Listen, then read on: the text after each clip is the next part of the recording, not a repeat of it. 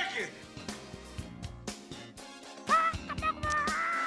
Hello, friends. It's Greg Koukl at Stand to Reason. And I don't know if my volume's up or not on this end, but that was a wake-up for me. Who ate my chicken? Pretty loud.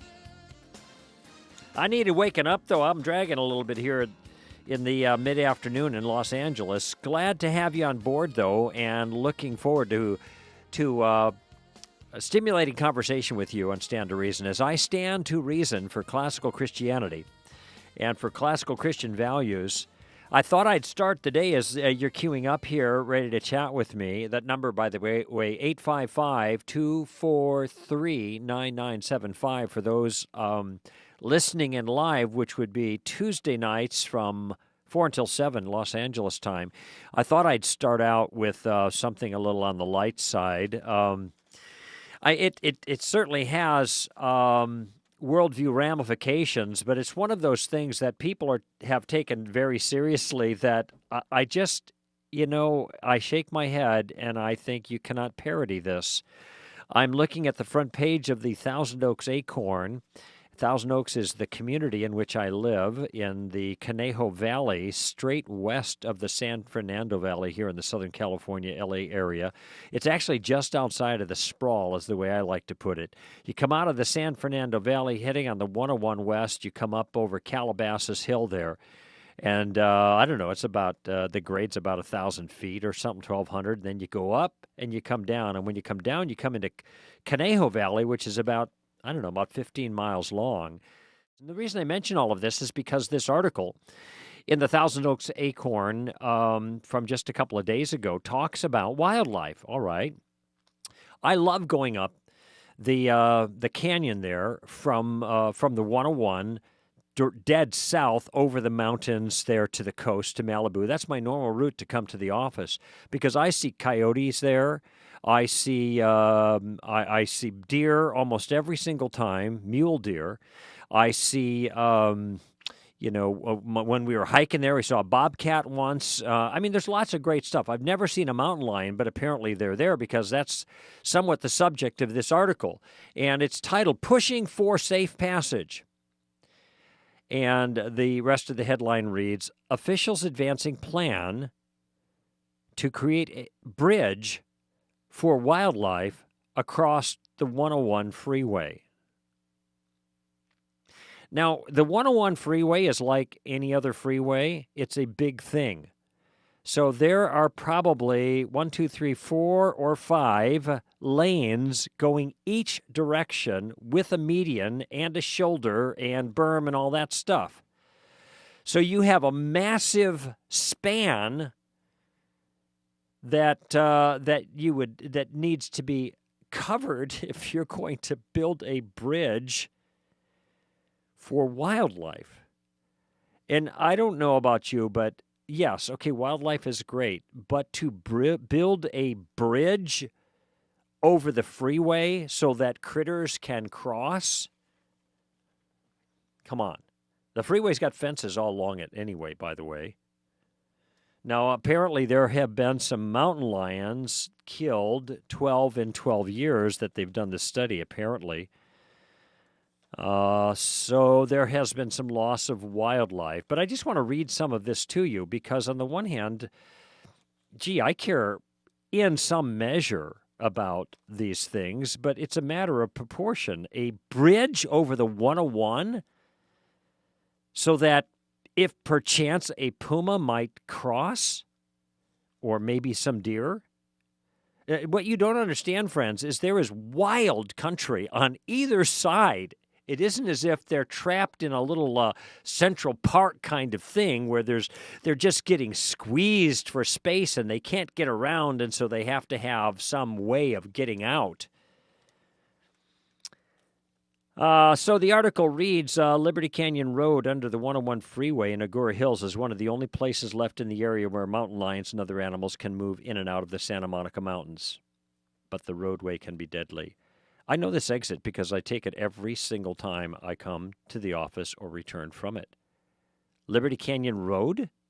This is just a 2-lane road that goes over the freeway. I guarantee you nobody's there in the middle of the night because on one side there's nothing. On the other side, there are homes and then hills, mountains.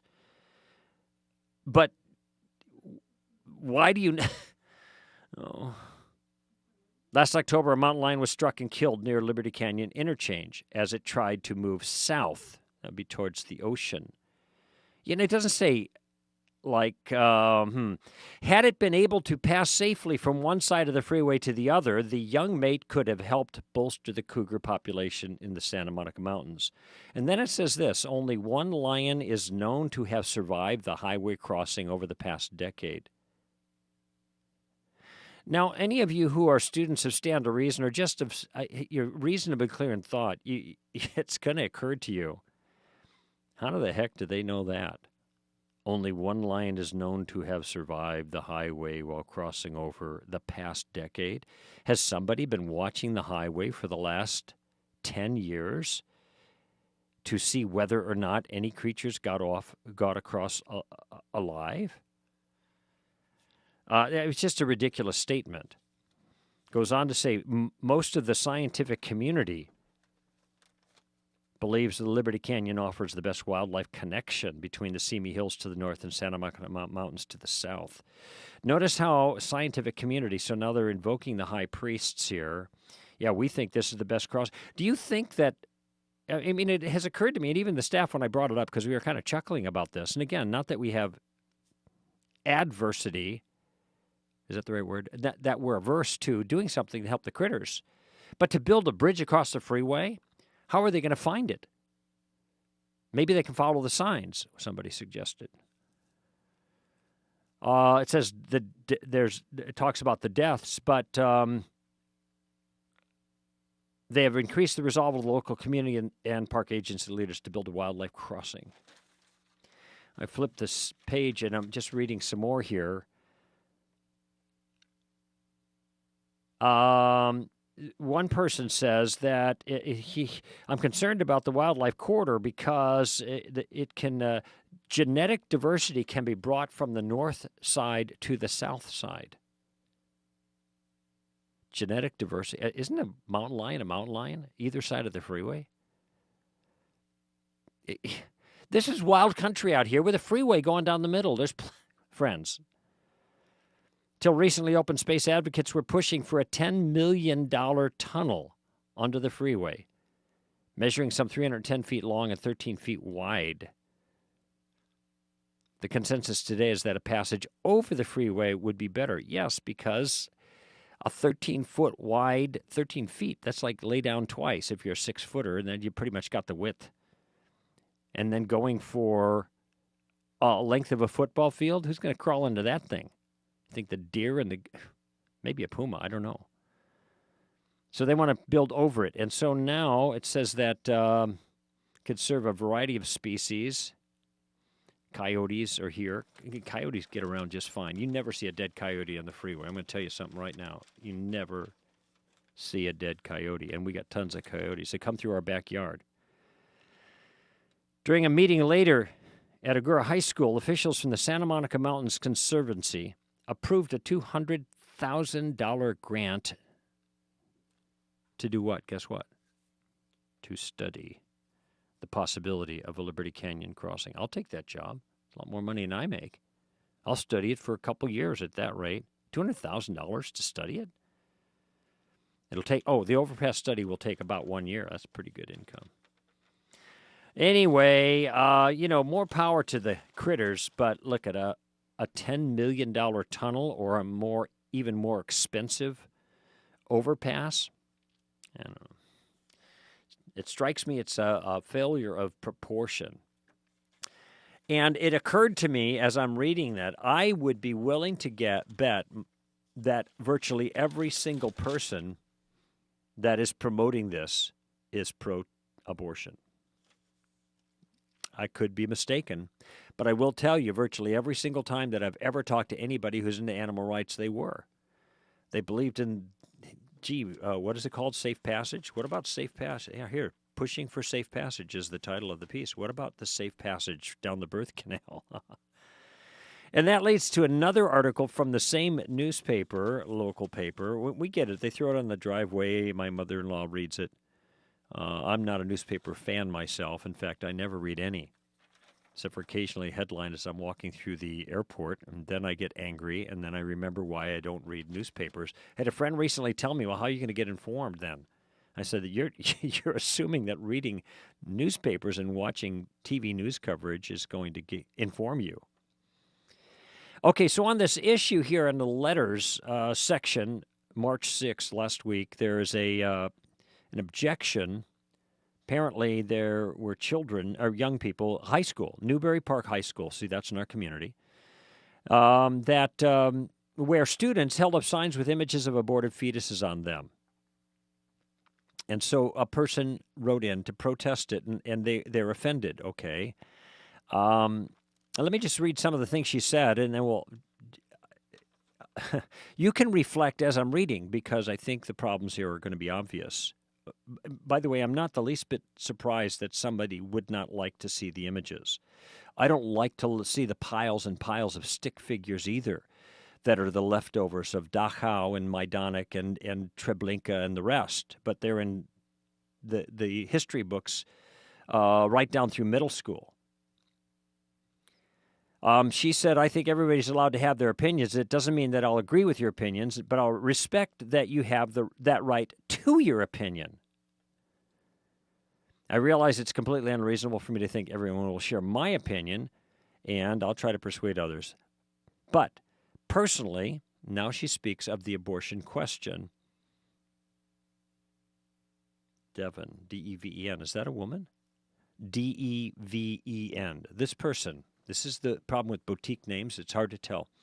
In any event, not a put down there, just, I'm saying she, maybe not. In any event, personally, the person writes, I believe that every woman should have the right to have an abortion if she so desires or if it's necessary under the circumstances. This isn't saying that I support the act of getting an abortion in and of itself, but I definitely support a woman's right to choose. Okay, now just pause for a moment. This is confused. This is a high school senior, apparently. But this is a confused statement. I believe every woman should have a right to have an abortion if she wants. That doesn't mean I support the act of getting an abortion. Now, I think what the person means is, I may not think it's right, but that doesn't mean I should say somebody else might not, shouldn't be allowed to have one if they think it's right. Okay, I get that. Okay, if you don't like slavery, don't own a slave. I don't like slavery, I won't own one, but I can't tell somebody else that they shouldn't own a slave. Now, that seems ridiculous, obviously, when I put it this way, but I do it that way on purpose because I meant to show that anyone who said that about slavery would be pro-slavery even if they didn't own one themselves, in that they believe that enslaving another human is morally legitimate, though they might not exercise their moral liberty to do so.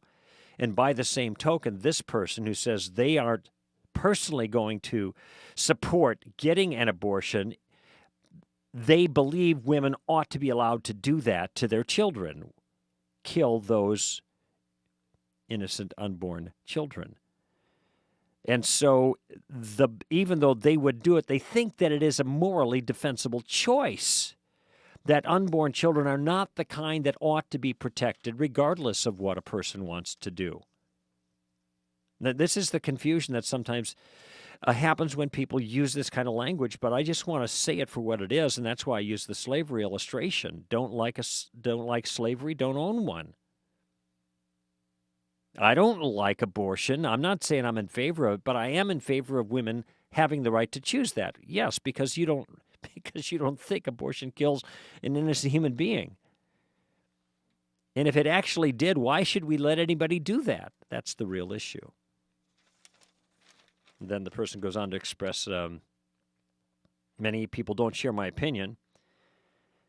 That's okay because you're allowed to have your opinion. I won't agree with you, but I won't have the same utter disgust I'm feeling toward the individuals who were rallying outside the high school with those signs. Now, why the disgust?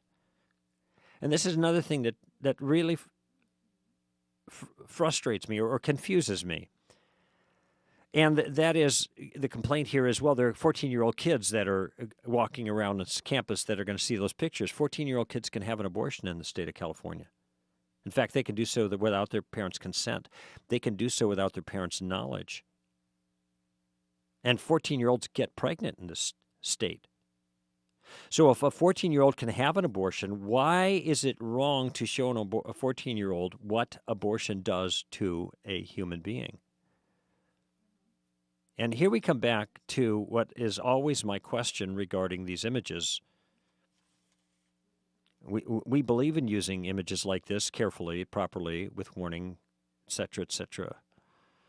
But what is curious to me is the people, even some pro-lifers who object, and the writer here cites that, but particularly the pro-abortionists.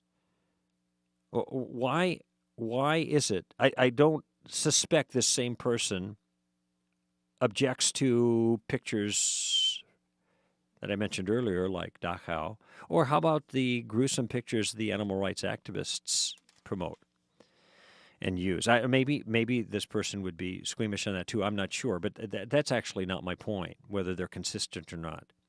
Why is it that this person, who admittedly self-professed would not promote abortion themselves per se, why aren't they more angry at the people who did this, what they see in those pictures, to those children than they are at the people who are holding the signs up? Why is that? Why are they mad at the people who hold the signs up? Why aren't they angry at the people who did this gruesome thing? If there is nothing gruesome there, morally gruesome, then there's no grounds for complaint. It's awful because it's hideous, not just, we get roadkill all the time on the highway, right? So we know what roadkill looks like. It looks like kind of that. That is not roadkill, though. That's people kill. And that's people kill people because you can see the hands and the feet and the heads and the legs and all that other stuff. And that's what's growth. It's morally perverse. That's why people are reacting to it. But if that's why they're reacting to it, if they would just examine that for a moment, then why are they not more angry at the people who did that to those babies than they are to the people who showed the pictures? So that fewer babies will be killed in that way. And that's the conundrum, it seems to me, about this kind of complaint. I know to close here, I know you legally have the right to assemble and form a protest as long as it's peaceful, but when you do it in a way that involves obscene, gory, and gruesome images such as a dead fetus, then that is neither respected nor welcome. Devin Kammerst Burke. Probably mispronounced the last name. It's a hyphenated. Newbury Park. Okay. Gory. Okay. Obscene? What's obscene about that? What's obscene about a dead body? Mutilated dead body? I can see gory. Obscene? Gruesome, yes. Obscene. What is obscene about it? Doesn't the characterization itself tip that person's hand? There's something untoward about what was done here. And that should be the cause for offense, not the gore itself. All right, Greg Koukl, Stand to Reason, coming up with your calls after this. Each of us as Christian ambassadors faces two daunting challenges when trying to make a difference for Christ. First, how do we initiate conversations about spiritual things in a way that doesn't seem awkward?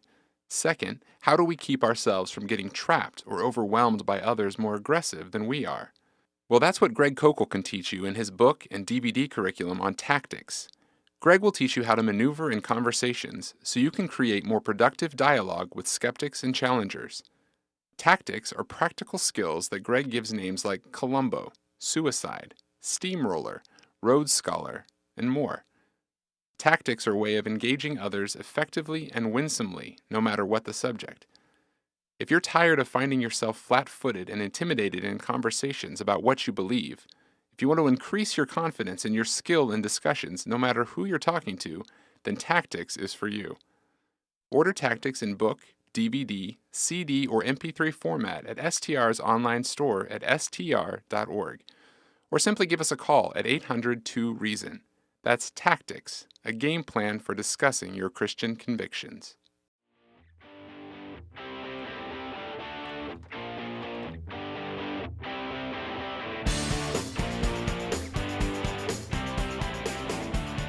Stand to reason, ladies and gentlemen.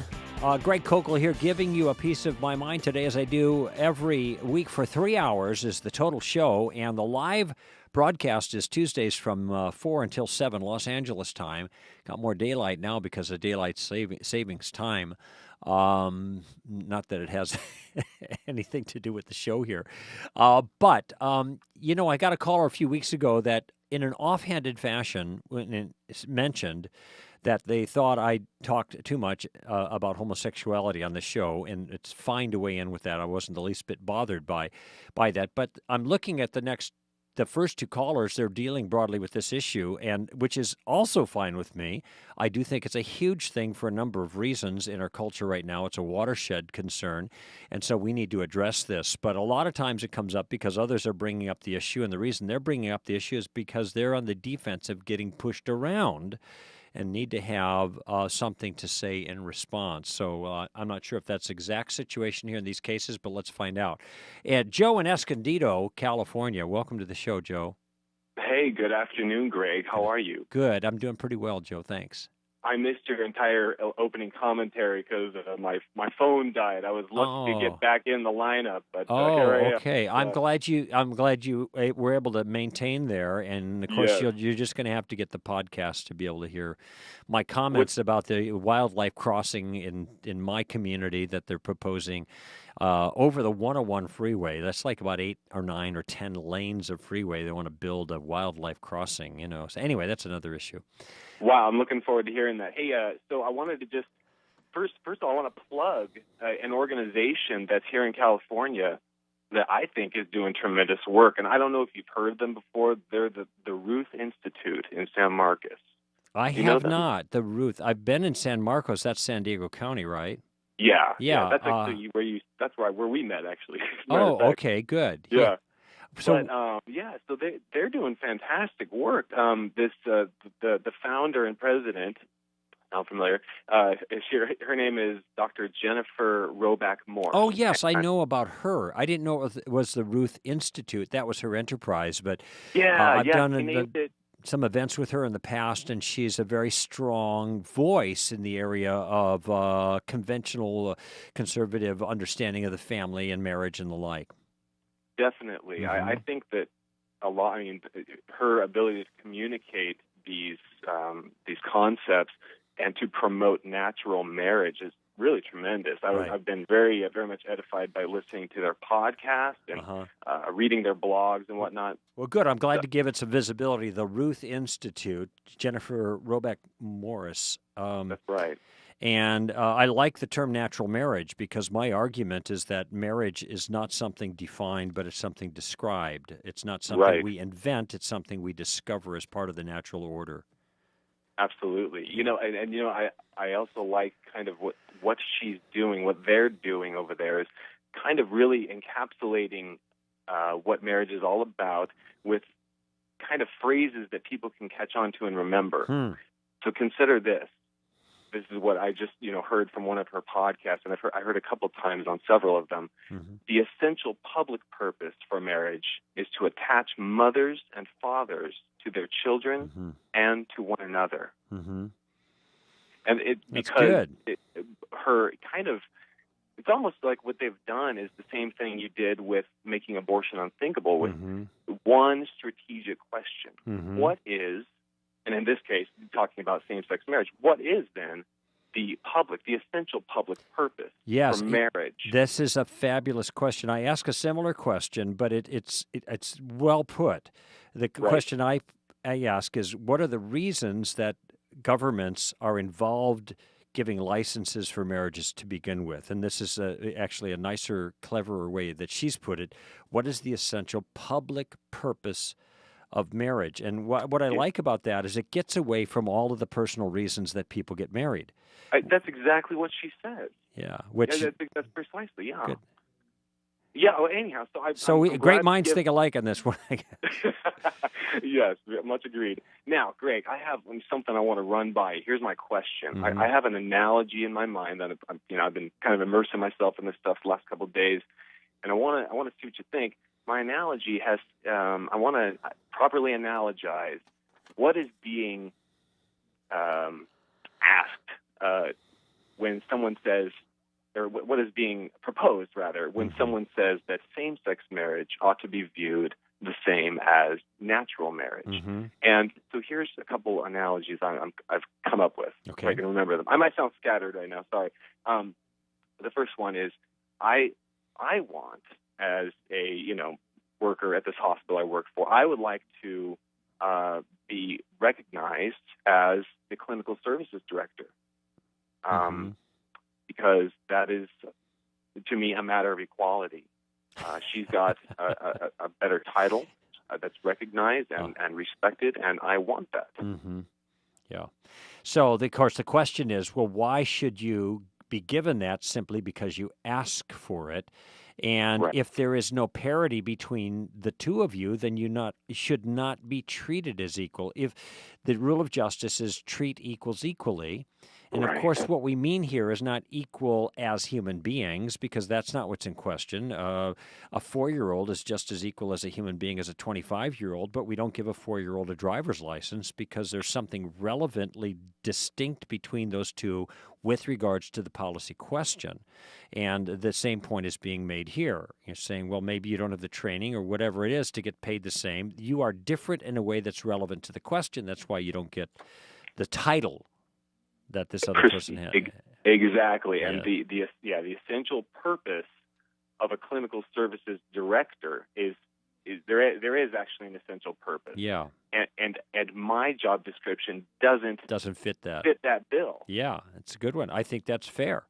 Okay. I think it's good. And probably the more, of course, let me just, if I can play devil's advocate for a minute, they might say, well, but in this case, all human beings should be treated equally under the law, 14th Amendment stuff, equal protection. And we are not getting equal protection because gays can't do this, what heterosexuals can do, and that is get married.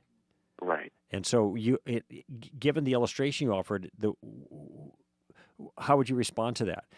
In so much as the person is saying, yeah, what you pointed out was right, but that's not parallel to our circumstances. Our circumstance is simply that we're not getting our propers. We right. Yeah. Okay. So you put me on the spot. Let me see. I would, I think, respond by saying, well, a marriage is meant to accomplish something in society, and there are reasons why a heterosexual pair are capable of executing that office. Yeah. Okay. Yeah. Go ahead. I'm sorry.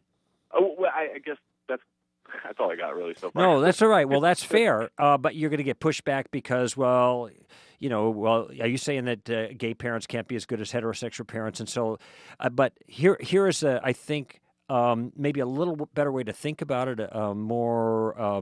an easier way to go. Continue to emphasize the public purpose, just like you said, the essential public purpose. Yes, same-sex. Yes, gays and heterosexuals are the same with regards to the law, but do same-sex unions accomplish the same thing with regards to the essential public purpose as heterosexual unions? And the answer is no, they don't. So if they don't accomplish the same purpose in question, then they ought not be treated exactly the same. Perfect. Yeah, okay, I got that. Yeah, that's fantastic. By the way, and this is where I think miscegenation laws, anti-miscegenation laws, like blacks couldn't marry whites, why these are not relevant, because a black and a white woman can, or whatever, a racially mixed couple can accomplish the essential public purpose of marriage, and therefore they should not be excluded for something that is as irrelevant as skin color. Yet in the case of same-sex couples, they are being excluded for something that's relevant to the natural enterprise and the essential public purpose, and that is gender. Yes. So there's a certain sense in which those who were this just occurred to me recently, like this, Joe. The same-sex marriage crowd wants to equate this with the civil rights issues, and this is the same as saying blacks couldn't get married. Right. And the answer is no, it's actually the opposite. The same-sex marriage crowd are really more like those who said blacks should not get married to whites, interracial, because they are advancing something contrary to nature, where nature says just the opposite with regards to race.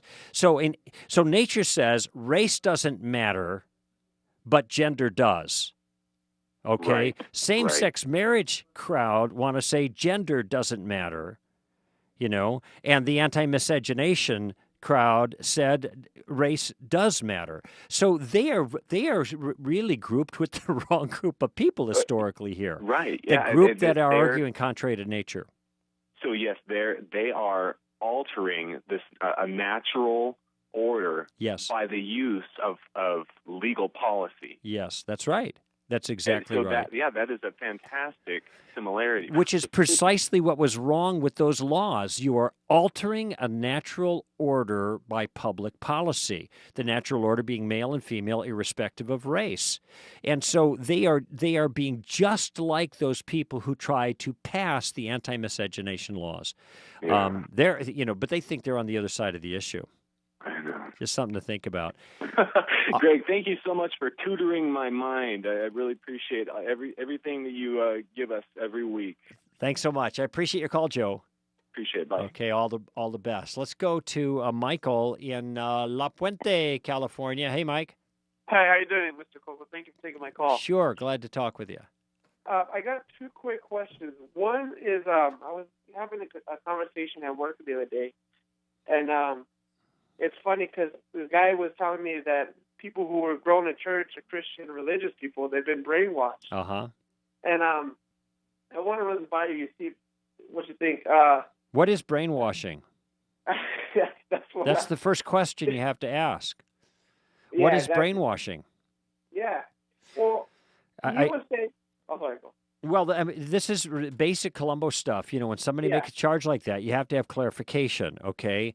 Now, and also, if he makes this grand gesture, this sweeping generalization that all religious people are brainwashed, he's got to have a real good, broad perspective of all religious people and know the reasons why they hold the views they do. That is, that they've been somehow inappropriately influenced to believe the ridiculous. But how is it that he has this broad perspective of all people? Yeah. That he could say, yep, I know these people. I know what they've been through, man. Underneath the hot, bright lights, and we have ways of making you answer these questions, and boom, boom, boom. That's why they believe this, brainwashed. So Yes. unless he can come up with the goods on that one, then he's stepping outside of the bounds of his knowledge. Well, yeah, and I responded that he said, well, how were you raised? And I asked him, he said, well, my father was Jewish, my mother was Christian Scientologist. Mm-hmm. I said, really? He said, well, they never forced religion on him. They always told me to question everything. Mm-hmm. And I kind of told him, well, what if I say you're brainwashed? Yeah. You're just not in the same direction I'm going in. Mm-hmm. I mean, doesn't that make sense? Well, the charge that he's leveled against you, at least with the strength that he's done it, which is with virtually none. In other words, it's a very weak charge. You can, with equal conviction and authority, level it against him. You're absolutely right. The question of whether you've been brainwashed is the wrong question.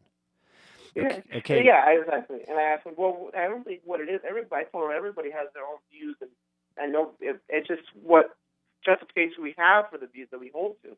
I don't think that this is an example of the genetic fallacy. Yeah. And I'm going to give you C.S. Lewis's statement regarding this because I remember it because it's so clever, and I've used it a lot now since.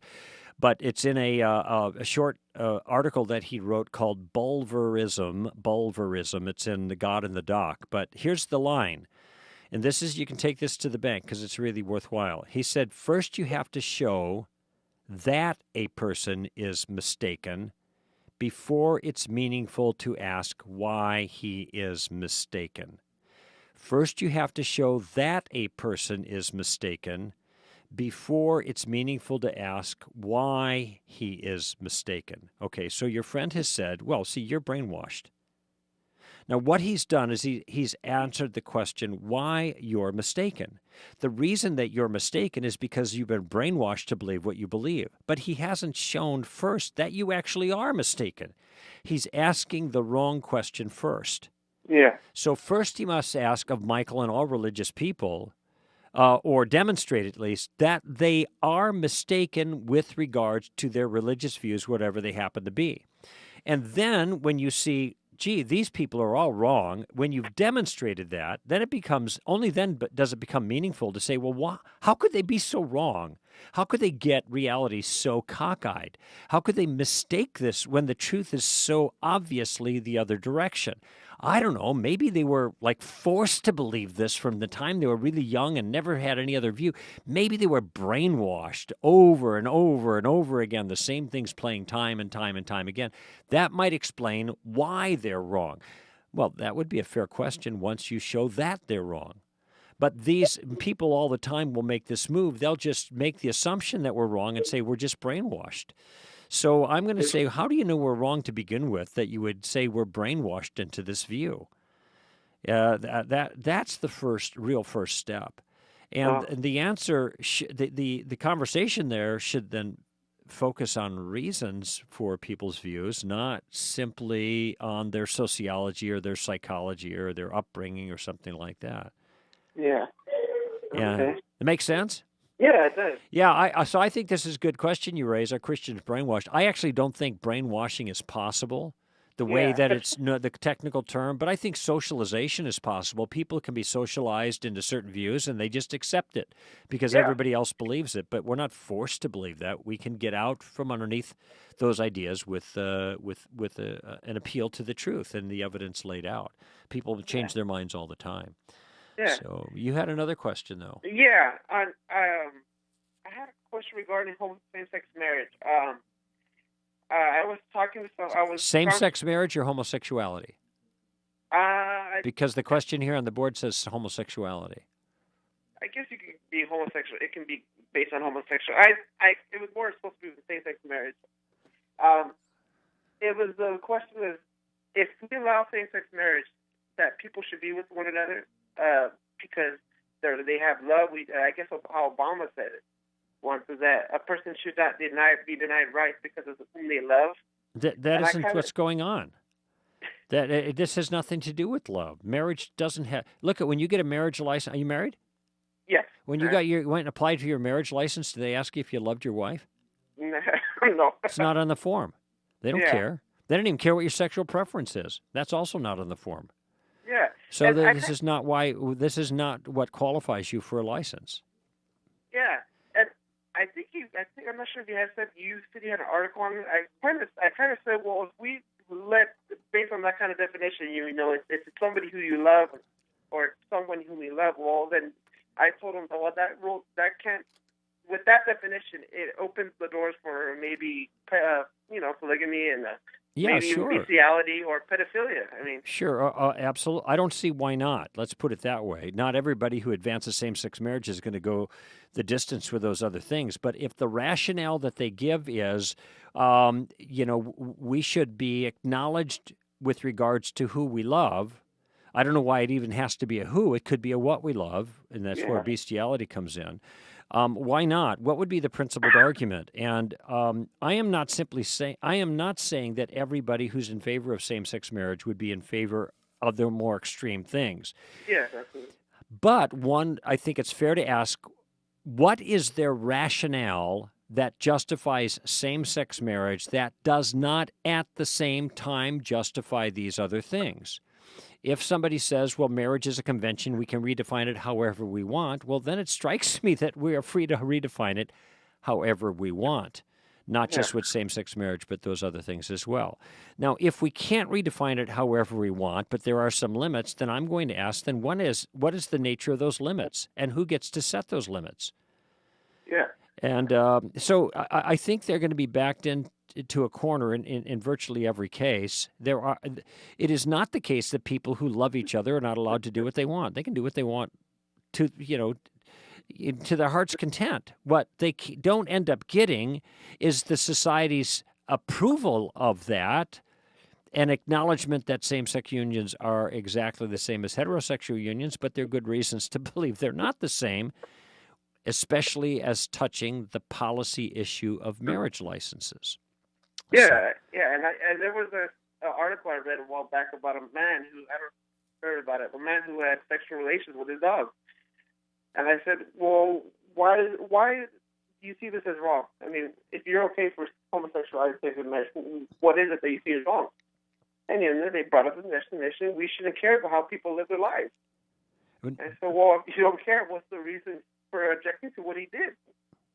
Was wrong. Well, I think that's a fair point that you're making. We have to be careful of getting ourselves in trouble when we appear to be equating bestiality with homosexuality, because I know, Michael, you don't think they're exactly the same thing, nor do I, but at some particular point, the rationale for one turns out to seem to be an adequate rationale for the other.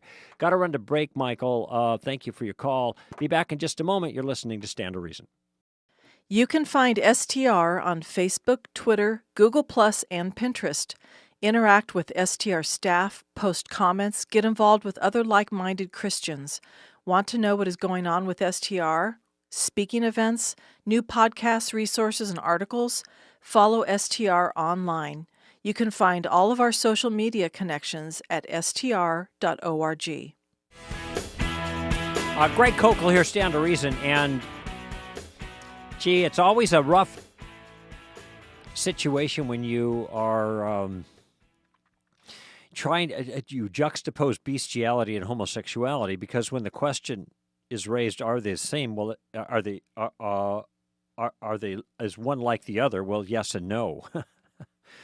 Yes, they're both sexual acts, so that's a similarity. They're both arguably perverse sexual acts. That's a similarity. Are they the same gravity? No. I don't think so.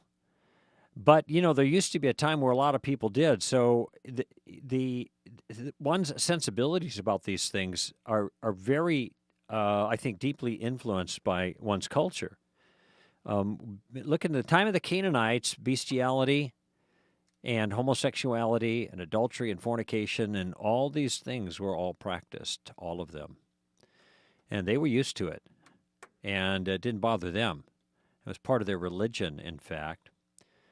So in the last caller, the point was, one, the line of reasoning to advance or support the one, same-sex marriage, can be the same kind of reasoning that supports the other. And that's the danger, since we assume that people really believe that bestiality is untoward. Then there must be something wrong with the line of reasoning that seems to endorse both equally. That was the point he was making. I don't want it to be misunderstood. Let's go to Traverse. Now, I bet you this is Traverse City, Michigan. Is that right, Clayton? Oh, no, this is Trenton, Michigan. Oh, Trenton. Oh, okay, yeah. Trenton, Michigan. Okay, my bad there. All right. I was thinking of Traverse City, which is also up there in the top of the Lower Peninsula. It's a great city. Yeah, right. Well, I'm sure Trenton is a great city too. So where is Trenton? Trenton is, I don't know if it's downriver from Detroit. Okay, sure. Yeah, I went to Michigan State, so I'm somewhat familiar with that. But that was a long time ago. I don't think the geography's changed much. What's on your mind, Trenton? Or Clayton, rather? I just wanted to ask some questions about eternal punishment. Sure. I was just wondering about I was reading something that someone put on Facebook about how he thought that God is a sadist, because he could have chosen multiple different possible universes, but he chose the one in which there's things like retardation and and different diseases and suffering, but also that he chose eternal punishment rather than finite punishment, or just annihilation, as some annihilationists would say. So I'm just asking, I guess, what is your response when people tell you that God preferred the suffering of all the people who have ever lived? Well, I have no reason to believe that God preferred the suffering per se. It does seem that he actualized a particular world that did include the suffering, but to say that he preferred it in virtue of the suffering is extreme to me. And I'm trying to think of what William Lane Craig might say on this regard, the philosopher, because I think what he is going to argue is that, at least with regards to part of this, the eternal suffering like hell and damnation, we'll set that aside for a moment. That what Bill is going to say is, and I think there's merit in this argument. I don't carry it all to the length or make the applications that he does with it, but I think there's merit in this. That he thinks that God, being a morally perfect being, is going to actualize the world that has the potential for the greatest good. Now, it might turn out that the world that has the potential for the greatest good. Are you on the speakerphone there? Because there's a whole lot of noise in the background. I'm sorry. I'm in a Stevie B's right now. A what? Okay. You're in a restaurant? Yeah. Well, okay. I just wanted to say that it made sense to me, because there are all these obviously different possible worlds that God could have created, but he ended up choosing the one in which there seems to be more suffering than there is good. I mean, wait a minute. God Okay. could have created, yes, God but could have created a plane in which people existed, and they could have chosen between going to heaven and going to hell. I and there could agree. have been no suffering. I understand, but you're making an assumption in that you actually put it elegantly. You said, it seems to me there is more suffering than there is good. There is no way for you to know that, or me for that matter, with our limited knowledge. I'm sorry, let me rephrase. I think that there's more suffering than there needs to be. Yes, in that God... the same response applies, Clayton. How you'd have to know everything in order to know what is the necessary amount of suffering to justify the amount of good that there is. But neither of us know the amount of suffering nor the amount of good. So we're not in a position to make that equation. So what do you mean by good? You believe that well, God you created use the everything term. Wait, you use the term, and so I'm using it probably in the same sense that you are. Well, right, and I mean that I hear a lot of Christians saying that God did everything to maximize his glory. Are you of that view? Well, I think that that's part of the equation, sure, but okay. Therefore, then the response would be, we cannot hold God to account for what does not seem to us to be the greatest amount of good when we think some other world would have been better, because we're not in a position to know that. Only God is. Right. Are you familiar with utilitarianism? Yes, of course. Jeremy Bentham, et cetera, right. John Stuart Mill. Yes, I was also John Stuart Mill, contemporary of Bentham's. I'm familiar with it.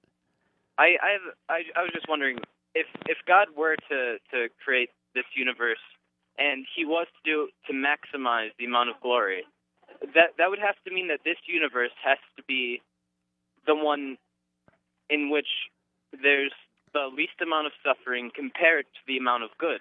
But yes. If God is an all powerful being, omnipotent, then he should have been able to create a world in which there is less suffering, at least. I mean, I don't see why it's out of God's power to create a universe in which there aren't things like retardation. Well, the answer is I'll give you a couple of thoughts about this. First of all, I'm not committed to the notion of the summum bonum, or the greatest good kind of thing. I'm not necessarily committed to that. I'm not sure where I fall on that. The point I'm making is that when someone makes the claim that that God must be a sadist because the world could be different and much better than it is, that I am simply saying nobody has the information necessary to draw that conclusion, because they do not know what good comes out of the suffering, and this is part of the problem. I know people that have children that are retarded, okay? I don't know that the retarded child is suffering at all, but the hardship that befalls the parents have turned them into saints. That is, there is a much greater good, a good that is obvious that has come into their life in virtue of the trial and the hardship that befell them, not necessarily their child, with regards to the retardation. Had there been no retardation, the goodness that came out of it would not have obtained. And this is the difficult part of the equation, for us to say we know what good would come out of what harms, when we don't. God is an expert at taking the bad stuff and turning it into something virtuous and good in people's lives. Yeah, we've seen it time and time and time again. To make the claim that your friend made, or maybe you're making now, is to presume that we know enough details to know that he does not have a morally sufficient reason to allow that suffering, and I don't think that we know that. Well, okay, so if you're saying that we can't know if God could have created a better universe, are you admitting that you don't know if he could have created a worse universe? You just don't know. No, what I'm saying is, if you make the charge you made, you have to know something that you don't know to sustain the charge. That's all I'm saying. Since you don't know it, you can't sustain the charge. Well, I just don't know why God could not have created a world in which there weren't He could have. diseases. He could have. There's no question that he could have. The question is, why did he allow it? And what you're suggesting is there is not a morally sufficient reason for him making the world that he made. My response is that you don't know that. You're leveling the charge, but you don't know that. There is no way you could know that. Well, I just, things like eternal damnation, I think that's a very obvious charge because no one is affected by someone's eternal damnation on earth. Whether or not someone spends 1,000 years or an infinite amount of years, right? That's a different kind of question. To God's purpose on earth. So no, it's irrelevant to other people. It may be relevant to the question of justice, though. And that's the issue here. Damnation is a punishment upon people for rebelling against their sovereign, the sovereign of the universe, who's the moral standard of good for the universe. So now it's a question of whether the punishment fits the crime. It's not a summum bonum, greatest good kind of thing. I agree with you there. The question is whether the punishment fits the crime. Now, and again, this puts us in a position of drawing a conclusion about something where we don't have all the facts. I personally am not comfortable with eternal damnation. I'm with you on this in terms of my emotional discomfort. I understand entirely. But at the same time, I'm not in a position to be able to assess all of those things. Mm-hmm.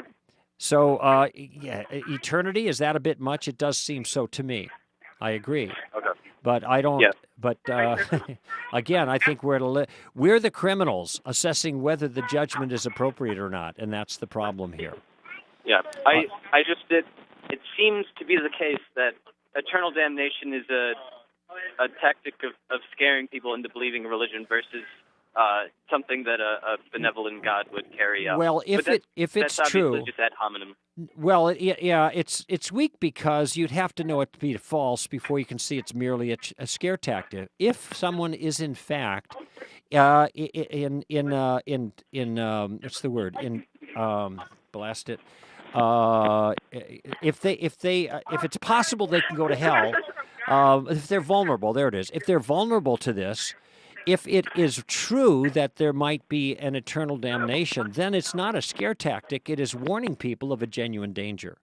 It is right to be frightened of things that are truly dangerous, and so the real hinge pin is whether what Jesus said about those things was accurate or not. If they're accurate, you ought to be scared. Well, right. Yeah, it just seems to be a common theme throughout religion that the punishment is usually something that you want to avoid. Well, of course you want to avoid punishment, and that just trades on a sense of justice that we all have. The bad guy ought to get punished. All of us believe the bad guy ought to be punished, No, none of us believe the bad guy ought to go for free. But then when God is punishing us, the bad guys, then we say, hey, wait a minute. Now, I do think there's a legitimate question of proportion here, and I admit to that emotionally. But I don't think I'm in the best position to judge. All religions, by the way, do not threaten punishment. Buddhism doesn't, Hinduism doesn't, When there's a personal God involved who's righteous, well, yeah, that circumstances change considerably there. The real question is whether that view is correct or not. All right, friends, that's it for our hour. I'll be back with 2 more hours on Stand to Reason. Please stay with me.